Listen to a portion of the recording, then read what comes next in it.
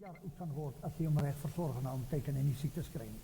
Hy het 'n geweldige lang leeftyd. So daar's 'n permanensie aan 'n wingerdstok. En as ons aan hom verbonde, as jy afval of afgesny word van die moederstok, dan kry jy niks. Jy niks vrugte dra nie, dan gaan jy dood. Jy is verbonde. Dis 'n aangrypende mooi beeld en dis die laaste van die 7 ek is uitsprake. Jesus maak uit die Johannes se pen is daar 7 aantekeninge dat Jesus sê ek is. En hy gebruik die woorde wat Moses gehoor het, nou weet jy dit ook al, by die braambos, toe hy gesê, wie stuur my? Wie moet ek sê? Wie is u? Maar Moses gevra het, God moet sy naam vir hom gee. Dus hy sê God nie 'n naam nie, hy sê vir die mense, ek is, stuur jou. Dis die heel basiese vorm van die werkwoordjie wat ons sê, om te wees, om te is.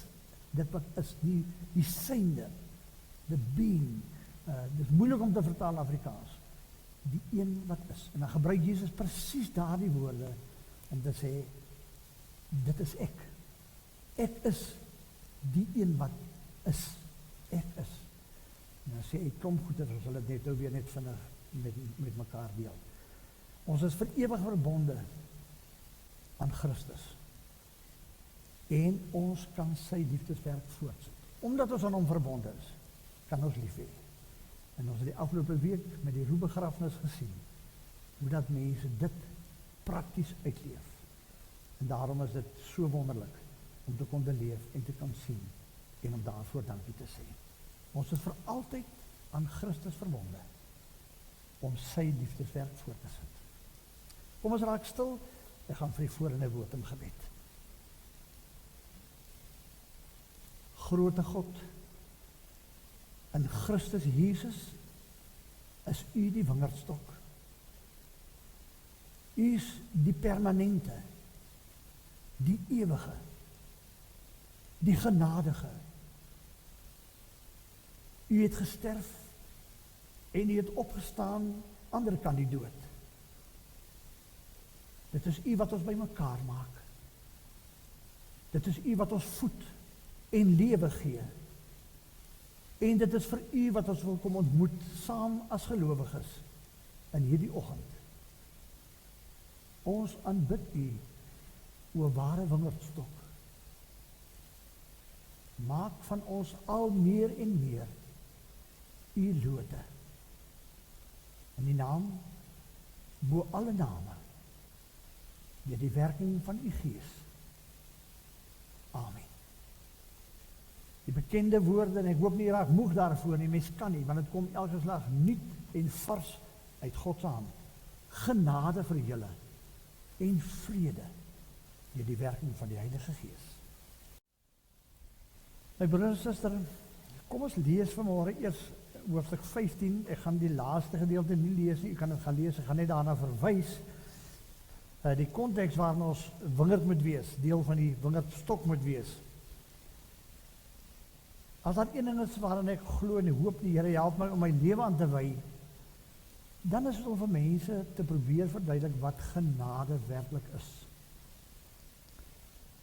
En dit is so hartseer dat mense dit so sukkel om te besef, omdat dit so teen die grein ingaan van ons as mens wees. 'n Mens is gemaak om te presteer, om iets te doen, en dit is reg so. In die afskaduwing wat ons van God is, omdat ons na God se beeld gemaak is, wil ons almal bietjie klein skeppertjies wees. Maar een ding kon ons in die geskiedenis nooit regkry nie, dis om onsself te red.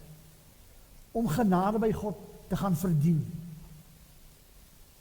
En ek hoop u luister raak, want ek dink die Here Jesus het baie spesifiek die beeld van die wingerdstok gebruik om iets daarvan vir ons te verduidelik. En jy moet mooi kyk na presies wat hier staan. Jy sal sien as ons lees, dit sê nie, ons moet lote word nie. Ons moet probeer om soos 'n wingerdloot te word wat kan vassit aan die wingerdstok nie. Die Here Jesus sê, julle is dit. Klaar. Julle is die lote. Dit maak 'n ewigheidse verskil. Die beeld wat Jesus hier gebruik, hy is aan die woord, hy is besig om sy disippels voor te berei vir sy eie dood en weggaan. Die gesprek is waarskynlik 'n gesprek wat plaasvind net nadat die eerste nagmaal bedien is. Hulle sit in 'n bovertrek En die Here sê vir hulle, julle moenie bang wees nie. Hy begin in hoofstuk 14 daarmee. Moenie bang wees nie. Ek gaan weg, maar ek kom weer. Ek gaan vir julle plek te berei. En hy noem klomp goed, maar Jesus is aan die woord. En die meeste van alle plekke in die Bybel praat hy hier uit sy hart met sy mense. En hy eindig in hoofstuk 16, praat hy verder, in hoofstuk 17 eindig hy met 'n gebed waar hy vir ons bid. Van daar waar uitkom as die Here wil. Waarskynlik een van die mees aangrypende gebede ooit, waar ons kyk in die hart van God se seun. Die beeld van wingerdstok kom uit die Ou Testament. Op 'n stadium staan daar net 'n ou stukkie rook en 'n stompie oorgebly. En dan sê die Here, ek gaan weer die stompie inent en lewend maak. Die hele gedagte van 'n wingerd en 'n wingerdstok en dit waarvoor 'n wingerd staan, was baie bekend by die lesers en die hoorders van Jesus en by die mense van die Ou Testament. Oor die geskiedenis en die agtergrond van die beeld van die wingerdstok, het ons ook nie tyd vanmôre om by stil te staan. U kan dit maar gaan Google en gaan kyk. Die Ou Testament is vol hiervan. Wingerde was bekend. Die vrug van die wingerd is net so bekend. Om die waarheid te sê, die woordjie wat hier vir wingerdstok of wingerd gebruik word, kan net sowel met wynstok vertaal word. Jesus gaan eintlik 'n bietjie verder, want hy sit by die nagmaaltafel. Hier staan die wyn nog, hulle het net van die wyn gedrink. En dis waarskynlik wat hom ook op die gedagte gebring het om die beeld van 'n wingerd te gebruik in daai omstandighede, daai konteks. So dis 'n bekende beeld. Ons gaan nou nie op die hele agtergrond en die geskiedenis daarvan ingaan nie. Maar ek hoop as ons dit lees en u hoor iets van hierdie beeld, dat u vanmôre hier sal uitstap met die wete. Ja, kan dit so wees dat ek reeds 'n loot is wat aan God vassit? Ek kan net wees dit wat ek klaar is. Ek kan net gaan leef uit dit wat God klaar gedoen het. Kom ons lees rustig deur hoofstuk 15 tot by vers 14, van vers 1 tot by vers 17, tot aan die einde van daardie tweede perikoopie, tot aan die einde van vers 17, hoofstuk 15, vers 1 tot 17. Ek is die egte drywerstok, en my Vader is die landbouer. Elke loot aan my, wat nie vrug dra nie, sny hy weg. Maar elkeen wat vrug dra, snoei hy skoon, sodat hy meer vrug kan dra. Julle is egter reeds skoon deur die woorde wat ek vir julle gesê het. Bly in my, soos ek in julle. Net soos die loot nie uit sy eie vrug kan dra nie, as dit nie in die druiwestok bly nie, so julle ook nie, as julle nie in my bly nie. Ek is die druiwestok. Julle, eintlik moet daar staan, is die lote. Ek is die druiwestok. Julle die lote. Wie in my bly en ek in hom, hy dra baie vrug, want sonder my kan hy niks doen nie. As iemand nie in my bly nie, word hy soos 'n loot buite uitgegooi en verdroog. Hulle maak dit bymekaar en gooi dit in die vuur en dit verbrand. As julle in my bly en my woorde in julle bly, vra dan wat julle wil en dit sal met julle gebeur. Hierdeur word my Vader verheerlik, dat julle baie vrug dra en my disippels kan wees. Net soos die Vader my lief het ek julle ook lief. Bly dan in my liefde. As julle my gebooie onderhou, sal julle in my liefde bly, net soos ek die opdragte van my Vader gehoorsaam het en in sy liefde bly. Dit het ek vir julle gesê, sodat my blydskap in julle kan wees en julle blydskap volkome kan wees. Dit is my gebod. Julle moet mekaar lief hê, net soos ek julle lief gehad het. Groter liefde as dit het niemand nie, dat iemand sy lewe aflê vir sy vriende. Julle is my vriende, as julle doen wat ek julle beveel. Ek noem julle nie meer slawe nie, omdat 'n slaaf nie weet wat sy eienaar doen nie. Ek het julle egter vriende genoem, omdat ek alles wat ek by my Vader gehoor het, aan julle bekend gemaak het. Julle het my nie uitgekies nie, maar ek het julle uitgekies en julle aangestel om uit te gaan en vrug te dra. Vrug wat blywend is, sodat wat julle die Vader in my naam vra, hy dit aan julle mag gee. Dit beveel ek julle. Julle moet mekaar lief hê. Ek wil net verwys na die woorde van Jesus aan Maria Magdalena by die oop graf, waar hy gesê het, gaan sê vir my broers, gaan sê vir my mense, ek lewe. Ek het opgestaan. Maar dan sê hy nog 'n ding, en dit sluit aan eintlik by hierdie ding. Hier sê Jesus, julle is my vriende. Dan sê hy, julle is nie meer my vriende nie. Julle is nou my broers. Ons is nou familie. Ons is familie van mekaar.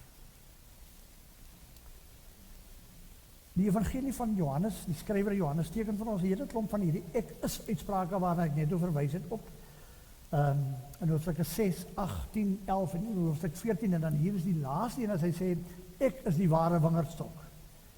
Dan wil hy daarmee inhoud gee aan dit wat hy doen as verlosser. Hy sê ook, ek is die brood van die lewe, ek is die water wat lewe gee.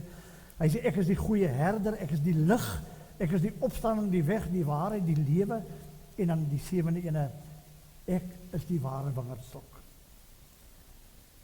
Op 'n manier word alles wat Jesus is en doen eintlik saamgetrek in hierdie een geweldige rybeeld. En ons ken almal wingerdstokke.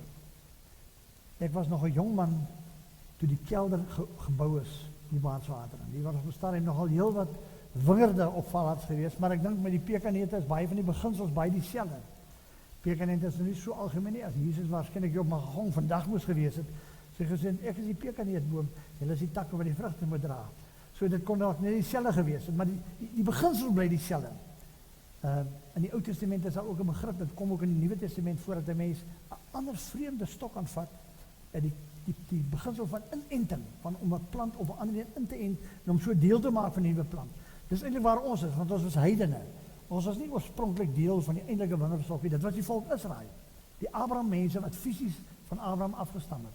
Ons is eintlik ingeënt, en so het ons deel geword. En dis 'n pragtige beginsel wat die millennium sal oud is, dat 'n mens 'n plant kan maak hier in te ent, die 'n ander plant om hom te ent. 'n wingerdstok is amper 'n permanente gewas. Van die mees permanente gewasse wat 'n mens kan kry, saam met olyfbome en ander gewasse wat in die Bybelse tyd voorgekom het. En waarskynlik het hulle dikwels by wingerde verbygestap, die disippels. Maar ek dink wat veral aanleiding gegee daartoe was die element van die nagmaal, die wyn wat op die tafel was, wat hulle so pas gebruik het. Die hele gedagte van lewe, verlossing, volledige genade word ook hierin saamgevat. Ons het eerskomende Woensdag, as die Here wil, het ons 'n verhoor. Moet ons met 'n tugsaak teen 'n ouderling wat daar aan die ander kant Houtjan bly, moet ons gaan 'n klomp tyd mors, goeie tyd wat ons beter kon gaan spandeer het, op iemand wat nie kan snap dat genade regtig dit is nie, genade, verniet nie. My broers en ek sê dit aan die begin van die boodskap, sodat u dit kan onthou en kan raak lees. Paulus sê veral in Galasiërs, dan praat hy eintlik oor die besnydenis, maar die beginsel waaroor hy praat is dieselfde. Van die Galasiërs sê, as julle deur julle te laat besny, iets kan verdien, God se genade kan verdien, dan het Christus vir julle verniet gesterf. Katkesante, jong mense, deur my lewe, ek self vir myself, vra dikwels, wanneer weet ek of die godsdienst, die kerk, die geloofsgroep wat my nader en my konfronteer, wanneer hulle boodskap eg is? Daar is net een toets, dis eeuwe oud. Om die waarheid sê, die waarheid het reeds opgedaag by die kerk, min of meer 5 eeuw na Christus. Toe ou met die naam van Pelagius gesê het, ja, Christus se genade is genoeg, maar as iemand vir jou sê, jy moet glo in Jesus as verlosser, en hy noem die woordjie maar, dan sê hy vir my maat, kom drink thee of koffie saam met my. Ek is nie vir jou kwaad nie, maar ek wil nie verder luister nie. Die versoeking is daar om iets by te voeg. Dis wat Pelagius gedoen het. Hy het gesê, ek moet my wedergebore laat word. Nou nommer 1, en ek gaan dit vir die ouderling vra, verduidelik vir my, hoe het jy gehelp dat jy gebore kon geword het? Wat het jy gedoen dat jy gebore kon word as mens? Dat jy babatjie geword het? Die Here Jesus gebruik juist die beeld van wedergeboorte om my totale onmag en onbetrokkenheid te demonstreer. Ek het daarmee niks te doen nie. En met my redding het ek ook niks te doen. Vir baie mense is dit verskriklik om te hoor. Kan ek nou niks doen? Nee, ek kan niks doen. God het alles gedoen. Hy het dit volmaak gedoen. Volledig gedoen. Al wat ek moet doen is om te gaan lewe uit die verlossing wat hy persent 100% vir my gee. Dis evangelie. Enigiets wat iets verwag van 'n mens, is nie meer blye nuus nie. Dis 'n opdrag tot prestasie. Dis 'n vonnis wat my lewenslang in onsekerheid dompel. Wat as ek nou hier vanaf tot by die stasie moet loop, sodat God my kan lief hê? Hoe ver moet ek môre loop? Is dit genoeg? Is dit vinnig genoeg? Is dit goed genoeg? Nee, die oomblik as ek iets moet doen, en nou kan ons 'n lang lys maak, van watter feesdae gevier moet word, van hoe moet ek gedoop word, van hoe moet ek glo, aan watter kerk moet ek behoort. Ons kan 'n lys maak wat baie, baie lank is, wat oor eeue strek. Die oomblik as ek sê, ek moet nog 'n bydrae maak. Die Here het my verlos, ja, maar ek moet, fout. Dan sê Paulus, as jy dit sê, was Christus se kruisdood nie genoeg vir jou nie. As jy 'n kwart% kan bydra, gaan doen maar die res op. Loop. Dan is God se genade nie genoeg vir jou nie. As jy daarmee wortel, is ek so jammer. Maar die oomblik as 'n mens dit besef en jy glo dit en jy aanvaar die feit van God se volledige genade, dat hy jou 100% vrymaak, dan maak dit met een sin dat Jesus kon sê, julle is die lote. Julle is verbind aan my. Julle is myne. Ek het jou gekies, jy het my nie gekies nie. Dan begin dit sin maak.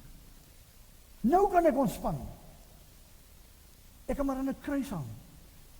Nooit ooit in my lewe iets goed gedoen aan ander mense nie, behalwe om hulle dood te maak en te vermink. Nooit in 'n kerk nie, nooit gedoop nie, nooit nagmaal gebruik nie, nooit een keer eers gebid nie, behalwe nou om te sê, Here, dink aan my. En nie die intensie van die misdadiger lang aan die kruis langs Jesus, maak van hom die eerste bekeerling na die kruisiging. 'n geredde mens. Ek moet nie die Here probeer beïndruk met lang gebede en 'n vroom gesig en allerlei ander goed nie. Ek kan nie. Die beste, sê die Bybel, wat ek kan doen, is 'n stuk vrotklere wat maar net weggegooi kan word. Nee. Here, dink aan my. Voordat jy enigiets vra, sê Here, ek het nie en ek kan niks gee nie. Ek wil maar net u kind wees. En daarom, as mense op jou sterfbed lê, is dit die geruststelling. Nie, was ek goed genoeg nie? Het ek hard genoeg probeer nie? Nee. Here, u genade is genoeg. Al was ek sleg, sondaar, al was ek moe, wat ook al. Jesus, help my. Klaar. Dan begryp mens iets van hierdie beeld. Dit kon ook 'n wynstok wees. Dit is interessant dat Johannes juis 'n woord gebruik wat na die wyn verwys. Ons dink sleg van wyn. Wyn is steeds 'n edeldrank. Dis iets wat jy reg gebruik baie goed is en wat die Here vir ons gee in sy skepping. Die hele beeld is goed bekend by die mense wat daar sit. Ons is lote van die wingerdstok. Jesus is die bron. Hy is die anker. Hy is die een wat die lewe uit die grond uithaal en aangee. Die moederplant. God is dit. Die Vader is die boer. Dit sê onmiddellik ook, hoekom gebeur onverklaarbare goed soms met my? Ons weet almal dat 'n wingerd wat nie gesnoei word nie, so wild groei later, dat hy nie druiwe dra nie. Dan word dit 'n suurplant. 'n Wingerd is gemaak om druiwe te dra.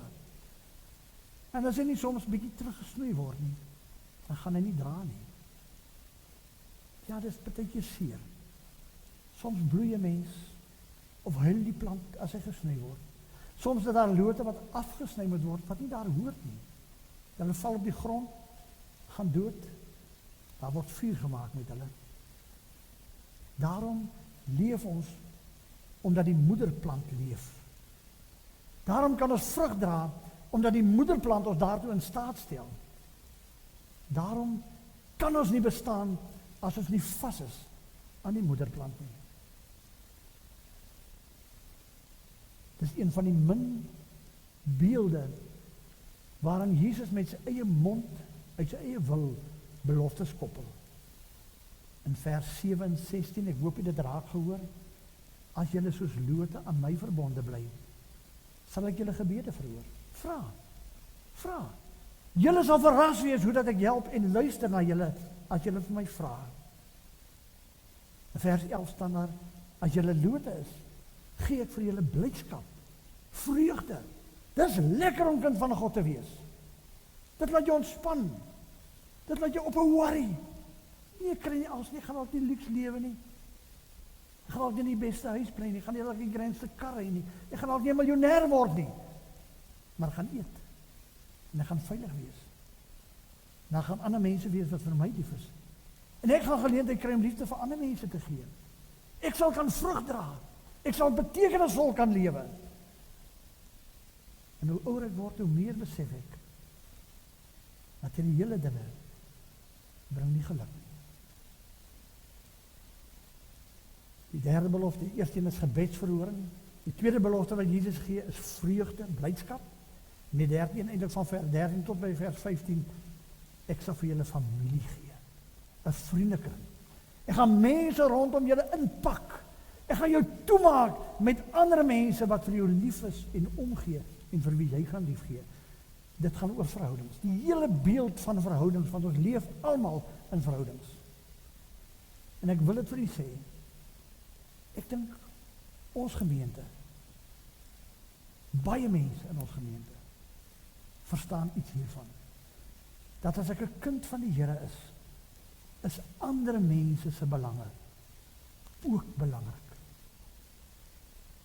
Ek het vir die mense gesê die afgelope week, mens vra 'n bietjie, en jy kry oormatig baie. Dikwels van mense van wie jy dit nie verwag nie. Mense wat bel en sê, wat kan ek gee? En dan gee hulle dat ons vandag nog gaan rondry, ek en Martie, om te gaan uitdeel. Die mandjies vol wat oorgebly het, nadat die roegesin versorg en die begrafnis afgehandel is. Ongelooflik. Maar dis wanneer die mense begin besef, wat het is, om 'n loot tussen lote te wees. Om die blare dak en die kos wat die moederplant voorsien te deel met mekaar en uit te deel en vrug te dra. Ek sluit af. Om 'n loot te wees beteken om vas te wees, verbonde te wees, veilig te wees aan die moederplant met God as broer. Ek is gekies. Ek het nie gekies nie. Ek word gekies. Daarom, as die laaste deel van hoofstuk 15 sal jy sien, die wêreld sal julle haat. Het gaan nie maklik wees nie. Die mense hou nie van mense wat lief het nie. Die wêreld hou nie van kinders van die Here nie. Die wêreld neem aanstoot aan die evangelie van Jesus. Hoe durf jy sê dat jy die ewige lewe het? Moenie skrik nie. Dis die wêreld. Dit was altyd en sal so wees tot aan die einde. Dis die wêreld waarin ons gaan leef. Wanneer ek vas is aan die moederstok, is alles reg. Die Here troos ons vanmôre. Wat ook al gebeur, jy behoort aan my. Ek sal sorg. Vir altyd aan Christus verbonde om sy vrugte te gaan dra. Mag die Here ons help. Amen. Here, hier is ons, die lote wat u gekies het. Gee wat ons nodig het. Voorsien aan ons en help dan dat ons vrugte sal dra, wat u naam sal groot maak, u sigbaar sal maak in die wêreld, sodat u geëer kan word. Dankie dat ons veilig is, want ons behoort aan die almagtige God vir ewig. Amen. Ontvang die seën van die Here. U is sy lote. Mag u die heerlikheid van sy skaduwee, die wondere van die voeding wat u kry, die lieflikheid van die geur wat u kan uitdra, mag u dit beleef en gee oral waar u lewe. God is u Vader. Hy sorg vir u, hy kan, want hy is almagtig. Jesus Christus is ons verlosser. Hy kan verlos. Hy is die Seun van God. Hy het dit gedoen en die dood oorwin. Die Gees kan by u wees. Hy is oral. Hy het die troos en die wysheid om u te bemagtig. Mag God drie enig u seën en by u wees. Wonderlike